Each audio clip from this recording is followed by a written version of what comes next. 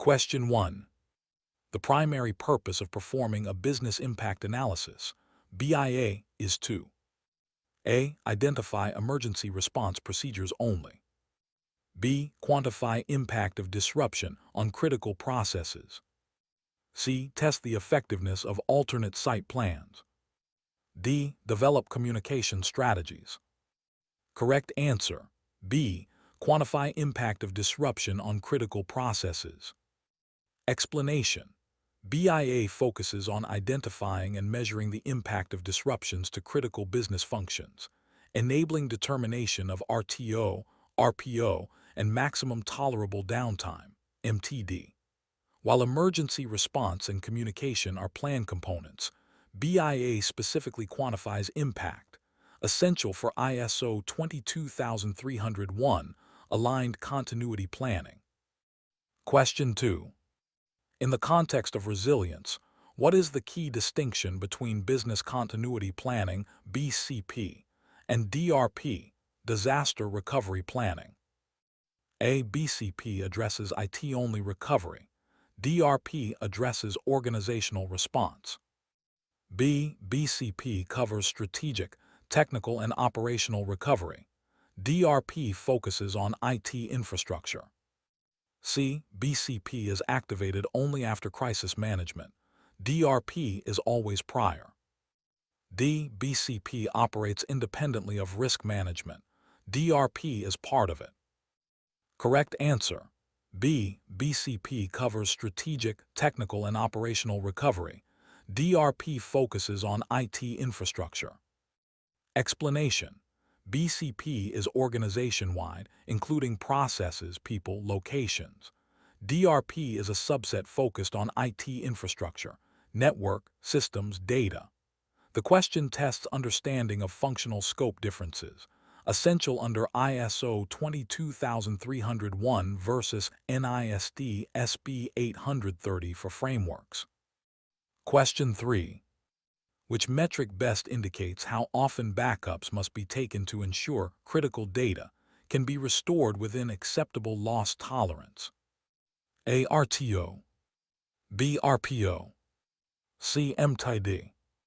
D. RLA. Correct answer: B. RPO. Explanation: RPO, Recovery Point Objective, defines the maximum acceptable data loss window and directly determines backups frequency. RTO relates to recovery time, MTD is the overall downtime threshold, and RLA is not a standard continuity term. Question 4. When selecting an alternate site strategy, which consideration most strongly influences the choice between a hot, warm, or cold site? A. Proximity to the main office. B. Maximum budget allotted for tests. C. Required RTO and RPO of critical functions. D. Vendor SLA flexibility. Correct answer: C. Required RTO and RPO of critical functions. Explanation: RTO/RPO drive the selection. Hot sites offer immediate readiness. Warm sites have moderate setup times. Cold sites need full activation. This aligns with strategic continuity development and resource planning processes. Question 5. Which governance component ensures ongoing oversight and accountability of the BCP program? A. Business continuity marketing campaigns. B. Independent internal audits or maturity assessments. C. Executive tabletop exercises. D. Departmental continuity documentation. Correct answer: B.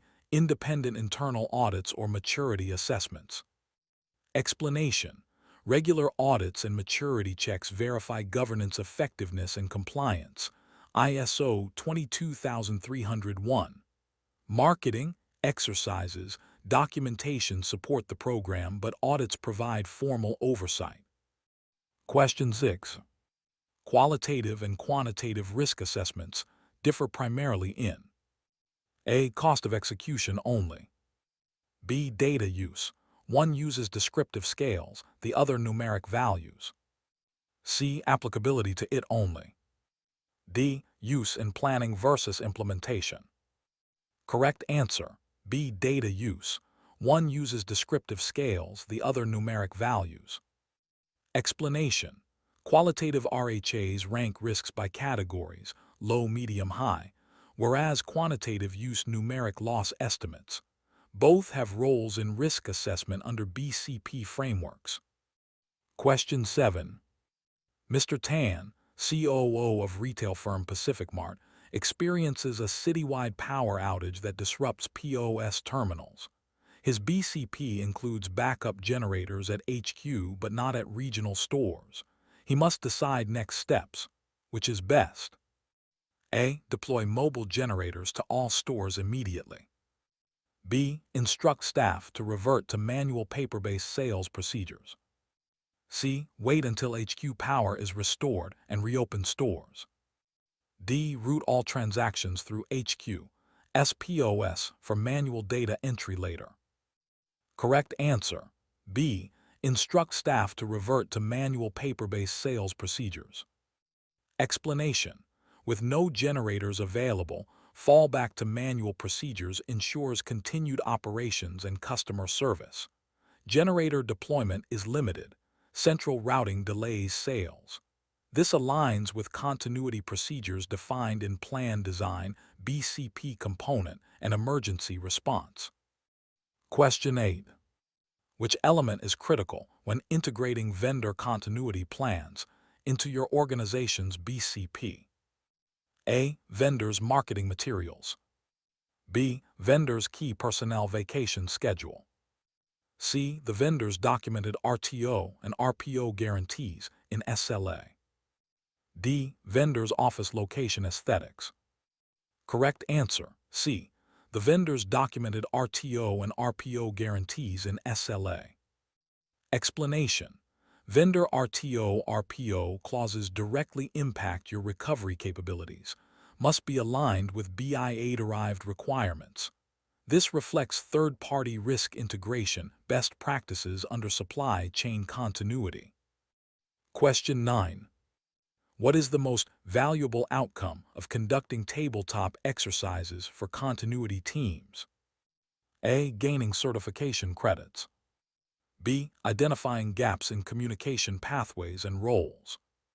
C. Testing the full system switchover. D. Testing alternate recovery site functionality. Correct answer, B. Identifying gaps in communication pathways and roles. Explanation. Tabletop exercises focus on decision points, roles, communication flows, not technical system failovers. They support testing and exercising phase to strengthen team response and coordination. Question 10. Which of the following best illustrates a crisis management escalation criterion? A. Any network failure in HQ. B. Loss of more than 40% staff across 2 departments. C. Missing software backups for one non-critical system. D. A tweet from dissatisfaction posted on company's social page. Correct answer, B. Loss of more than 40% staff across 2 departments. Explanation. Escalation triggers should be measurable thresholds, significant operational losses justifying activation of crisis structure. Network glitches or PR tweets are triggers only if they breach impact thresholds. Question 11. During a risk assessment, an organization calculates that a facility flood has a 1 in 50 chance annually and would cause losses of 2M. What is the annualized loss expectancy? ALE. A. $40,000. B. 2M. C. $100,000. D. $50,000. Correct answer, A. $40,000. Explanation. ALE equals single loss expectancy times annual rate of occurrence equals 2M times 150 equals $40,000. This quantification supports cost-benefit analysis of mitigation options. Question 12. Which describes a hybrid recovery strategy? A. Cloud backup only. B. In-house doctor facilities only. C. Mix of internal hot site and contracted cloud services. D. Manual tracking and paper forms. Correct answer. C. Mix of internal hot site and contracted cloud services. Explanation. Hybrid strategies combine different methods, cloud for scalability and in-house for critical systems. Matches strategic planning guidelines under strategy development. Question 13. Which communication method ensures reliable stakeholder updates during infrastructure failures? A. Email and internal chat. B. Social media posts only. C. Mass notification system, MNS, with phone, SMS, and voice. D. Bulletin boards and HQ. Correct answer. C. Mass notification system, MNS, with phone, SMS, and voice. Explanation. MNS delivers timely, multi-channel notifications during disruptions when traditional methods may fail, aligns with crisis communications planning standard. Question 14. Under ISO 22301, what is the purpose of a business continuity policy? A. Serve as operational runbook. B. Provide high-level direction, scope, and objectives from leadership. C. Document technical recovery steps. D. Replace the need for BIA. Correct answer. B. Provide high-level direction, scope, and objectives from leadership. Explanation. The policy defines governance, roles, scope, and commitment from leadership, foundation of BCMS structure as required under ISO 22301. Question 15. What risk factor makes pandemic planning different from natural disaster planning? A. Single location impact. B. Simple evacuation tactics. C. Extended duration, multi-site workforce illness. D. Backup site availability. Correct answer. C. Extended duration, multi-site workforce illness. Explanation.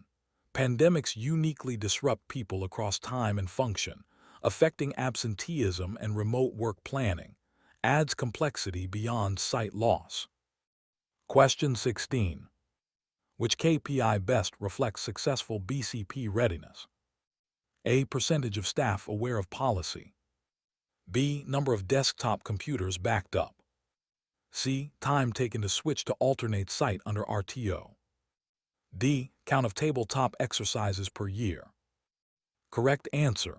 C. Time taken to switch to alternate site under RTO. Explanation. KPI must measure real-time performance against objectives. Time to meet RTO validates strategy effectiveness. The others are supporting but not performance metrics. Question 17. When planning a full-scale exercise, what's most important in defining the scope? A. Including every department.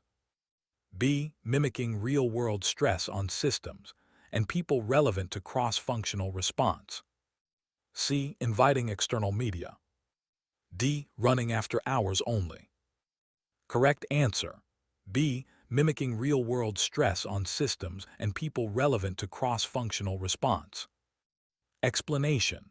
Scope must simulate realistic disruptions across functions to evaluate plan robustness, core principle under testing and exercising methodology. Question 18. Which argument best supports board-level sponsorship of the BCM program?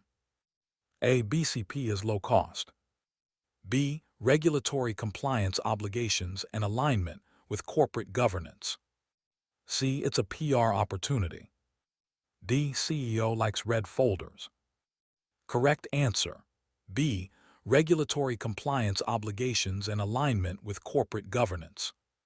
Explanation. Governance frameworks e.g. ISO 22301, NFPA 1600 expect senior leadership sponsorship, also supports risk management and regulatory compliance. Question 19. What is the main purpose of mapping process interdependencies during a BIA? A. Create network diagrams. B. Identify cascading impacts when one process fails. C. Assign cost centers. D. Locate all stakeholders. Correct answer. B. Identify cascading impacts when one process fails. Explanation. Mapping shows which processes rely on others, revealing indirect impacts, critical for accurate BIA and prioritized recovery strategy. Question 20. Which describes a latent vulnerability in third-party supply chain planning. A. A vendor's SLA missing RPO. B. Known but ignored downtime protocol. C. Undocumented single point of vendor network failure. D. SLA with excessive penalties. Correct answer. C. Undocumented single point of vendor network failure. Explanation.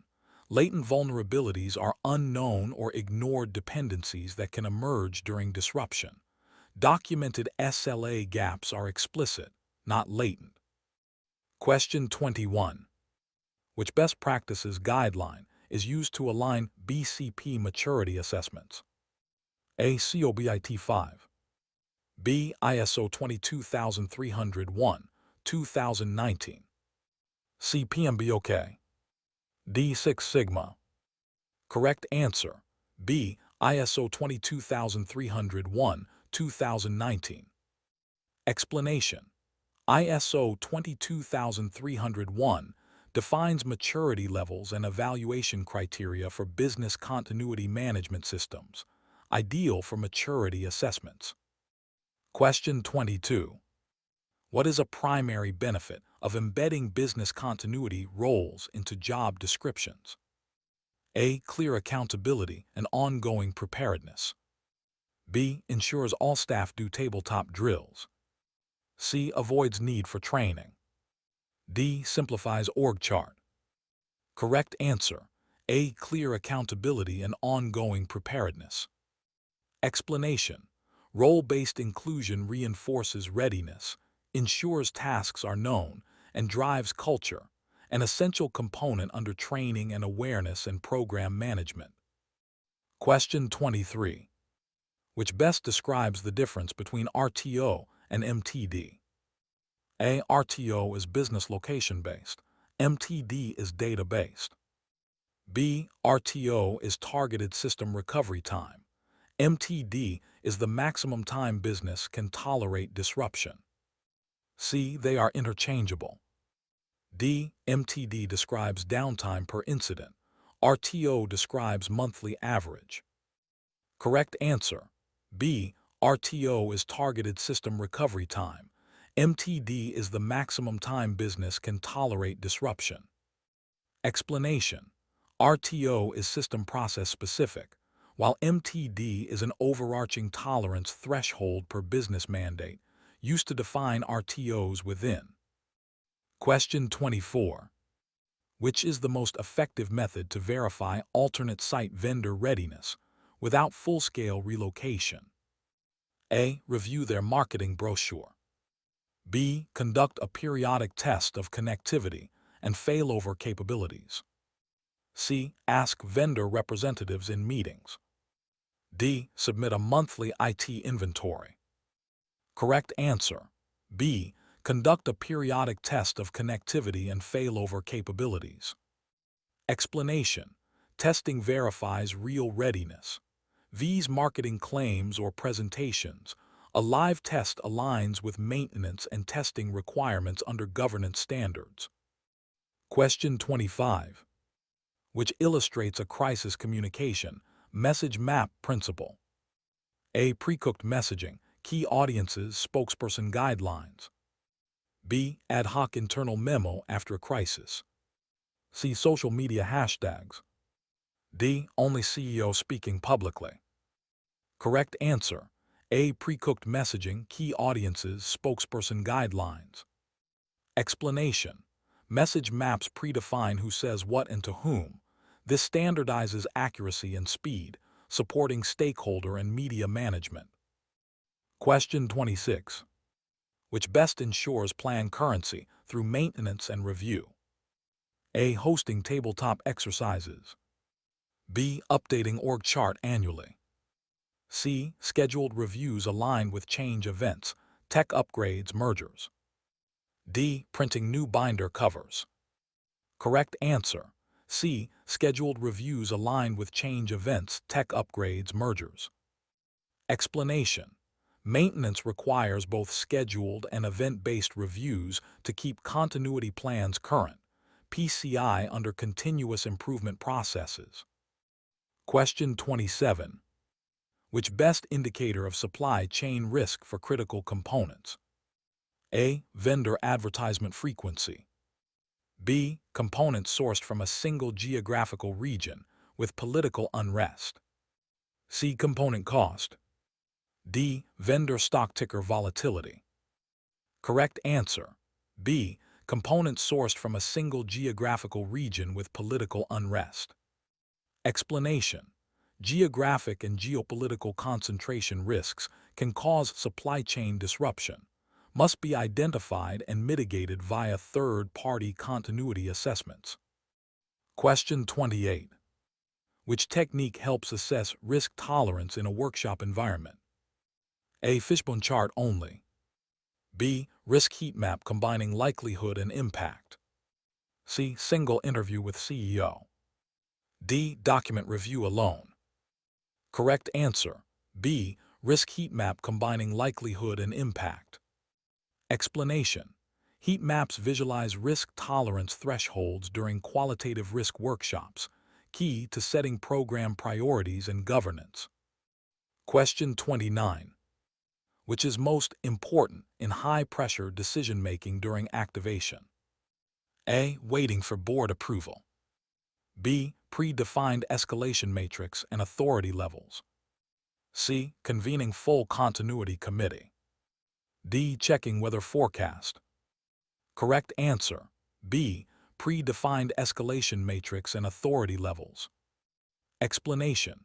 Rapid decisions rely on activation triggers and clear authority from crisis management plans, essential for effective incident response. Question 30. What is a core ethical consideration for a planner during a crisis? A. Keeping all details confidential, even from regulators. B. Prioritizing transparency with stakeholders, balanced with data protection and confidentiality. C. Publicly blaming staff to deflect responsibility. D. Avoiding all disclosure until fully resolved. Correct answer. B. Prioritizing transparency with stakeholders balanced with data protection and confidentiality. Explanation. Ethical crisis decision-making requires honest stakeholder communication, with due respect for privacy, confidentiality, and corporate responsibility under professional practices.